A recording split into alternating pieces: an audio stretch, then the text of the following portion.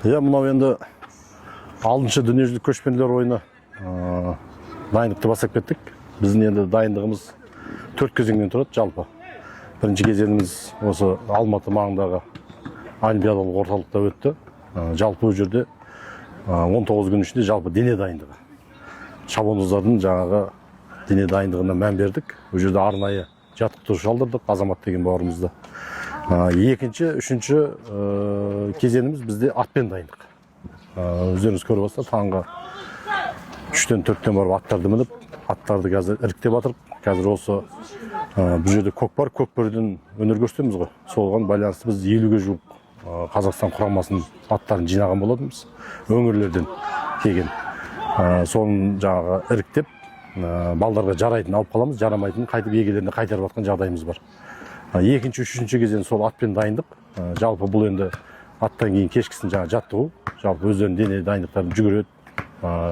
Жалпы бір қалыпта ұстап тұру мақсатында. Соңғы кезеңіміз бізде Ыстықкөлде өтеді. Соңғы 8 күн Ыстықкөлде біз ол жерде аттарды бейімдеу мақсатында барамыз. Сол ауа райына бейімдеп, ол жерде қанша дегенмен теңізге жақын болғандықтан өте талай барып ойнағанбыз.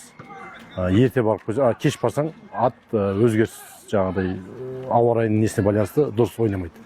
Ал жаңағыдай бір апта 10 күн бұрын барсаң ат сол жердің ауа райына қалыптасып жақсы ойын көрсетеді. Сол өзіміздің тәжірибемізде болған ол нәрсе. Қазіргі әкелген аттардың былайша айтқан кезде көбі бізден анау жалпы негізгі көкпарға бізде 12 ат былайша айтқанымыз бар. Көкбөріге біз 2016 жылы соңғы рет ойнадық көкбөріге. Мен қазір 10 жыл болды біз көкбөрі ойнамағымызға. Облыстардан келген аттар қазандықтан қорқып бармай жатыр. Қазандыққа салым сол бізге қиындыққа туындырып жатыр да. Сол себептен сол жағынан кішкене қиналып жатырмыз. Енді уақыт бар, дегенмен үйретіп барынша жақсы ойын көрсетеміз. Енді дайын ат алсақ, сол қазандыққа шауып жүрген ол балдарға қиыншылық туындырмайтын еді. Сол жағынан сәл не болып тұр енді. Көкпарға негізгі сол бірінші кезеңде жобалап жобамен дайындық болғанбыз. Бірінші жаңа көкпарға шабатын шабандоздарды. Көкбөріге шабатын балдарды енді қосымша облыстардан да балдар алдырдық қой. Олардың да бағын сынап көрдік.